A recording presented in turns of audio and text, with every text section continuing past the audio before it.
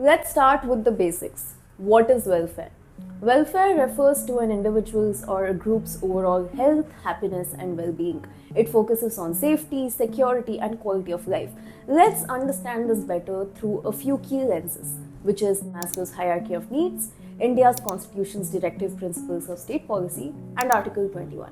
Let's start with Maslow's hierarchy of needs. This talks about the basic needs required for human survival.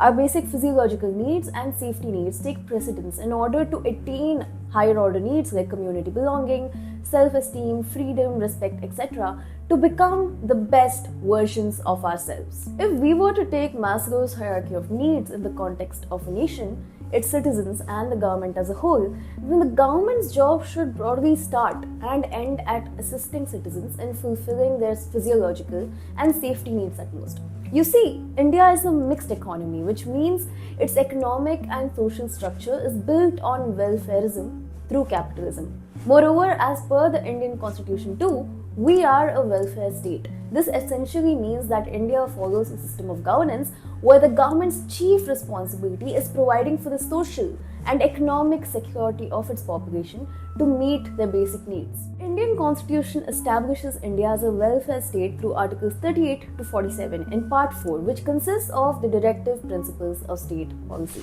While Article 38 specifically mentions that the state shall strive to secure a social order for the promotion of welfare of the people, other articles mention key basics such as adequate livelihood, equal pay, right to education, nutrition, and access to legal aid, etc. However, this is a directive principle of state policy, which means that it's only a guideline for the governments in power but not enforceable in courts. Furthermore, what is key, enforceable, and a fundamental right for all of us is Article 21.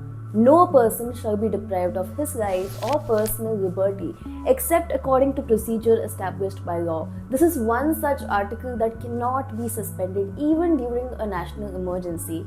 While the article holds simplicity when you read it for the first time, it holds immense importance to our daily lives. Over time, the Indian judiciary has even expanded the scope of this article beyond the imagination of the constitution makers. Article 21 mentions the right to life. Moreover, the right to live with human dignity was a new dimension given to the Article 21 after the Supreme Court held in 1978 that the right to live is not merely a physical right, but includes the right to live with human dignity. Over the last few decades, this article, through legal interpretation, has been expanded to include food, clean water, clean air, healthcare, social security, education, opportunities, legal aid, and even the right to die with dignity. Therefore, Maslow's hierarchy of needs, India's directive principles of state policy, and Article 21 all seem to land us at the same place. Food, water, clean environment, healthcare, education, etc. are the basic needs that must be met and require government intervention in the form of planning policies, proper execution, and a long-term vision to ensure accessibility to all under right to life. All that is broadly covered in India under the category of welfare. However, let's go a step further to understand welfare better. So far, we've covered what basic welfare can look like for an individual. Welfare can in fact be divided into four ambits, namely food and water security, healthcare security, education security, and infrastructure security. Food and water security ensures reliable access to nutritious food and clean water. Healthcare security guarantees affordable medical services, preventive care, and emergency treatment.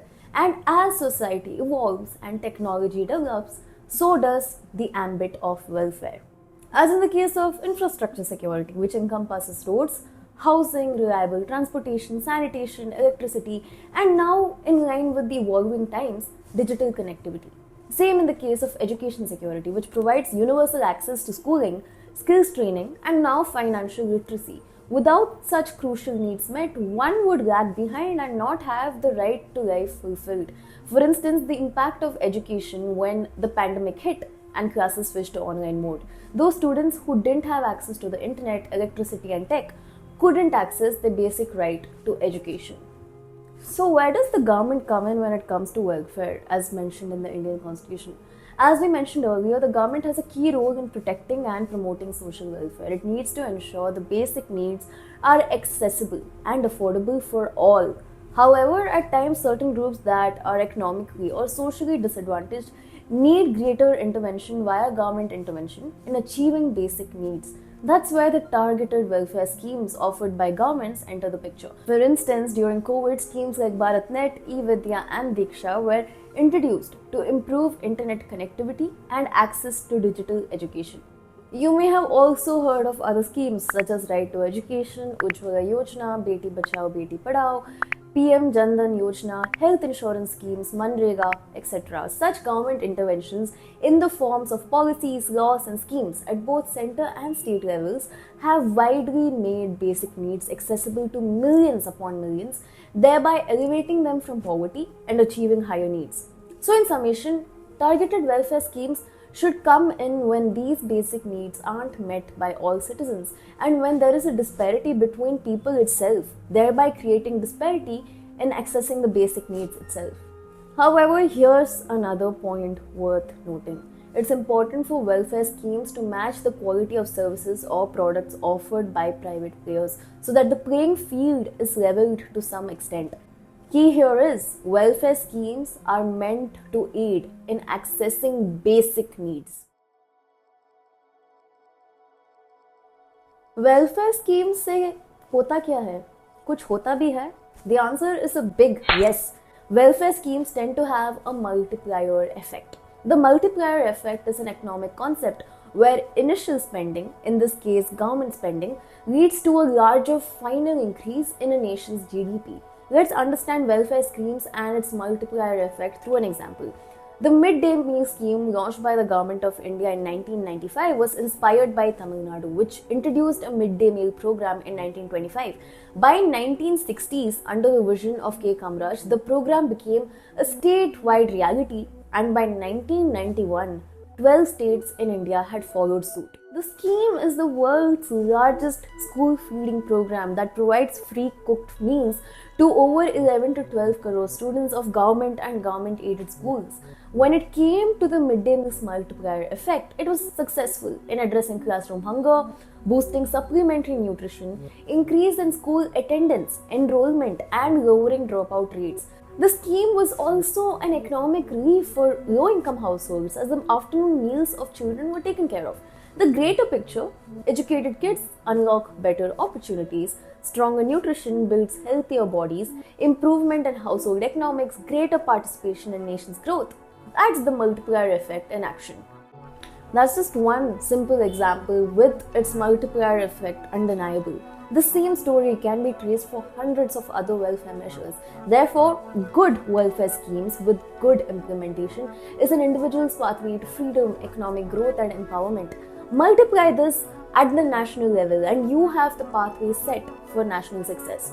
However, every welfare scheme should be re-evaluated in due time, and the policy cycle for every scheme should continue in order to improve, update, change, or disband the scheme depending on the evaluation results.